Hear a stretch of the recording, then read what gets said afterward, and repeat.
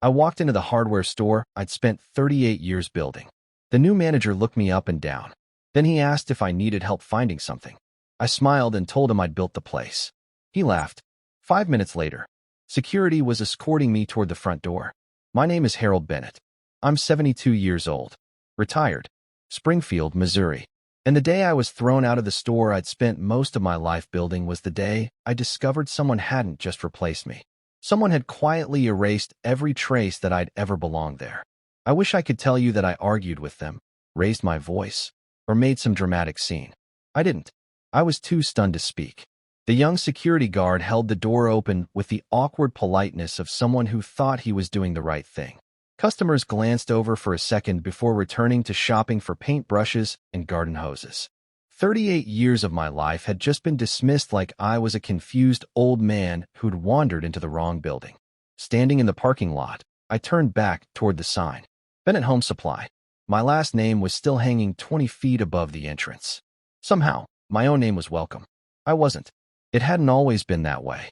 Back in 1982, that building was nothing more than an empty warehouse with cracked concrete floors and pigeons nesting in the rafters.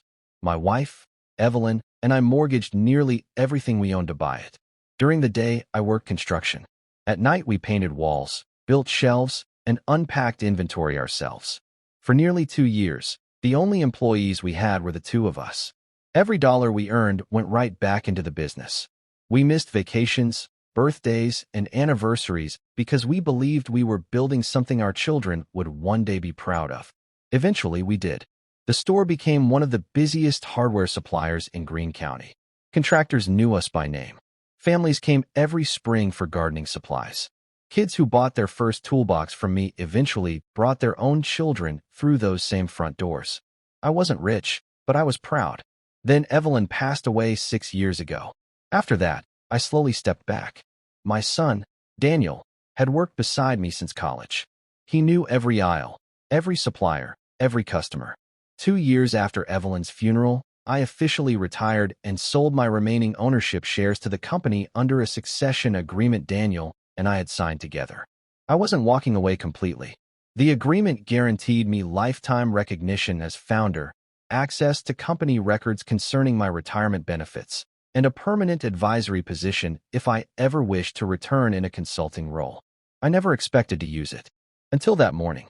The only reason I'd stopped by was because one of my old fishing buddies needed an antique cabinet hinge that only our store usually carried. I thought I'd walk in, say hello to a few familiar faces, maybe drink bad coffee in the break room before heading home. Instead, nobody knew who I was.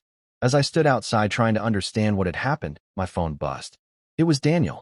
Dad, everything okay? His timing struck me as strange. I was just at the store. A brief silence. Oh. The manager had security escort me outside. Another pause. Well, they probably didn't recognize you. They didn't recognize my name either. Daniel laughed softly. You know how corporate managers are these days. They only know what's in the employee handbook. Corporate. That word caught my attention. When had we become corporate? We'd always been family-owned. I'll smooth it over, Daniel said quickly. Don't worry about it. Before I could ask another question, he ended the call. Something about that conversation bothered me more than being thrown out. Daniel wasn't surprised. Not even a little. That evening, I pulled my retirement binder from the filing cabinet in my home office. Evelyn had labeled every folder in neat blue handwriting years before she passed. Inside was every agreement I'd ever signed with the company. Or at least, there should have been. The succession agreement wasn't there. Neither were the advisory contract or the founder recognition documents. Only the final retirement payment statements remained. I searched every drawer twice. Nothing. I finally convinced myself I'd probably misplaced them during a move the previous year. Still, something didn't feel right. The next morning, I called my oldest friend, Frank Holloway. Frank and I had met during high school football and stayed friends for more than 50 years. He'd spent 3 decades as a commercial accountant before retiring. Frank believed paperwork told the truth long before people did. You sound troubled, he said after hearing my voice. I told him everything. The manager, security, Daniel's odd reaction, the missing documents. Frank stayed quiet for several seconds. Harold, let me ask you something. Shoot. When's the last time you actually looked at the company's ownership records? I sold my shares 2 years ago. I didn't ask about your shares. What do you mean? I asked about the company. I frowned. I assumed everything stayed the same. Frank sighed. Never assume. Businesses don't change overnight unless someone has been making changes for a long time. His words settled heavily in my mind. The next afternoon, Frank met me for coffee carrying a yellow legal pad filled with handwritten notes. I spent the morning looking through publicly available business filings. And he slowly removed a single printed page from his folder. Harold, he slid it across the table. I think you'd better explain why your family hardware store now lists a holding company from Dallas, Texas, as its controlling owner. I stared at the page Frank had pushed across the table.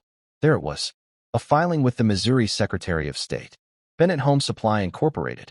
Controlling owner, Hawthorne Retail Holdings, Dallas, Texas. Effective date, 9 months earlier. I read it twice, then a third time. I never approved this, I said quietly. Frank nodded. I didn't think you had. I sold my shares to Daniel, not some holding company. I know. So how does this happen? Frank folded his hands. That's exactly the question. For the first time since walking into the store, I felt something stronger than confusion. I felt betrayed. Frank suggested we meet with an attorney before confronting Daniel.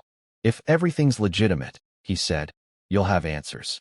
If it isn't, you'll want legal advice before anyone has time to rewrite the story. The next morning we met Laura Mitchell, a business attorney who had handled succession disputes for nearly 25 years. She spent nearly an hour reading every document I'd brought. When she finally looked up, her expression had changed. Mr. Bennett, your retirement agreement references a founder advisory contract. It does. But the contract itself isn't here. It disappeared. She nodded slowly. I'd like to obtain the corporate records directly. Within 3 days, Laura had copies of every filing connected to Bennett Home Supply. She called me into her office. Harold, I think I know what happened. She spread several documents across her desk. 8 months after your retirement, Daniel accepted a private investment from Hawthorne Retail Holdings. I frowned. He never mentioned investors. According to these agreements, he pledged majority control if certain financial targets weren't met. And they weren't. She slid another page toward me. Ownership transferred automatically. I leaned back. So my family business was no longer a family business.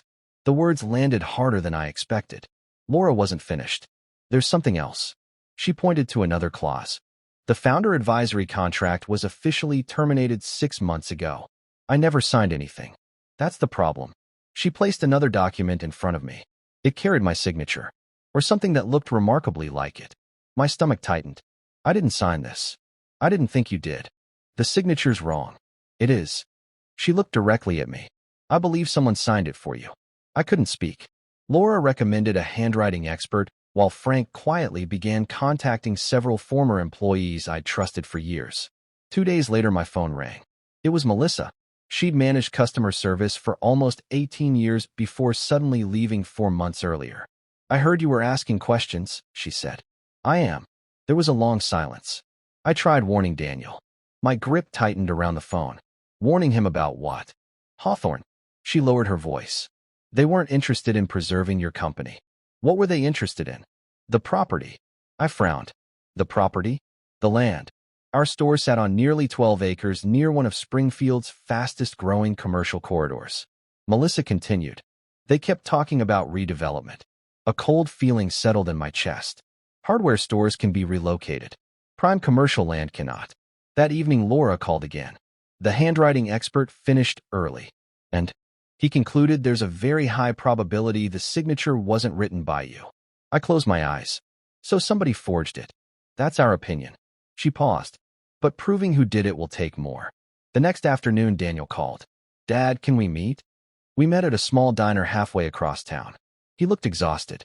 Older somehow. He stirred his coffee without drinking it. You've been talking to lawyers. I have. So have I.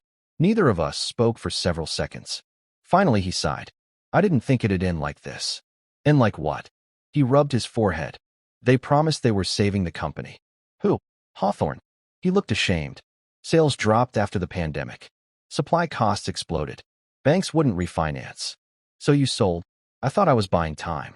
Without telling me. I didn't want you worrying. I stared at him. You forged my signature. His head snapped up. I didn't. You expect me to believe that? I swear, Dad. His voice cracked. I signed plenty of things, but not that. For the first time, I believed him. Not because he deserved it. Because fear had replaced defensiveness. Laura subpoenaed Hawthorne's internal communications during negotiations surrounding the disputed agreement. 3 weeks later, she called with news. They produced thousands of emails. And one stood out. She read aloud. Remove founder advisory restrictions before final transfer. Signature can be recreated from archived retirement paperwork. I sat perfectly still. Laura continued. The email wasn't written by Daniel. Who? Hawthorne's acquisition director. The room suddenly felt lighter. Daniel had made terrible decisions. But someone else had crossed the legal line. Federal investigators eventually joined the case after evidence of document fraud surfaced during discovery. Hawthorne quietly agreed to a settlement before trial. The forged termination agreement was declared invalid. My founder advisory status was restored. The company itself wasn't. Hawthorne kept ownership. Daniel remained president under their supervision. But they paid substantial damages and publicly acknowledged me as the company's founder once again. A bronze plaque hangs beside the front entrance today. It wasn't there the day security walked me out. It is now. Sometimes I stop by on Saturday mornings. Not to inspect shelves. Not to tell anyone how things used to be. Just to buy a box of screws or a hammer I probably don't need. The new manager knows exactly who I am now. Every time I walk through those front doors, he shakes my hand before saying a word. Last week he pointed toward the plaque and smiled. Mr. Bennett. Customers stopped to read that every day. I looked at the bronze letters carrying my name. For a long moment, I didn't say anything. Because I finally understood something. Buildings can be sold. Businesses can change hands. Even signatures can be forged. But 38 years of honest work leave behind something no paperwork can erase. If this story meant something to you, hit like, leave a comment, and subscribe for more stories. I'll see you in the next one.